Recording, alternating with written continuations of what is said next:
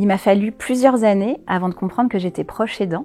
Je pensais être une maman, accompagner ma fille au quotidien comme toutes les mamans.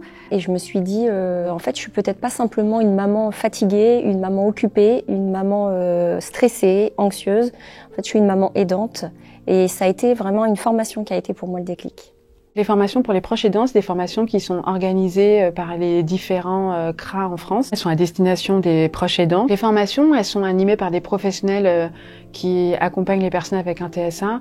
Donc ça peut être des psychologues, ça peut être des éducateurs, en collaboration ainsi avec des proches aidants. Elles sont réalisées en petits groupes, ça peut aller jusqu'à 25 personnes. Elles sont soit en présentiel, soit en distanciel, ça peut être en journée ou ça peut être aussi en soirée. Ces formations, elles permettent au niveau des aidants de pouvoir leur apporter des outils concrets dans le quotidien. Ça peut être par exemple comment accompagner un proche au niveau de la sexualité, comme ça peut être au niveau de comment leur apprendre à se laver les mains, à s'habiller. Ça peut être aussi d'avoir des informations très concrètes au niveau de l'emploi, de l'insertion sociale. Le but, c'est de pouvoir avoir différents outils qui vont permettre d'avoir un mieux-être pour la personne avec un TSA.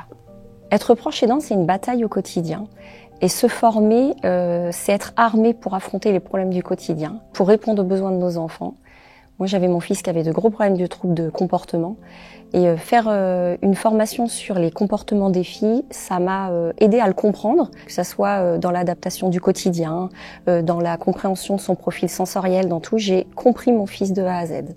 Le fait aussi de rencontrer des personnes, des parents qui vivent les mêmes choses, ça permet d'échanger, ça permet de voir qu'on n'est pas seul à vivre nos difficultés au quotidien. On repart toujours de formation avec plein d'idées, plein d'adaptations qu'on peut mettre en place chez nous pour améliorer le quotidien.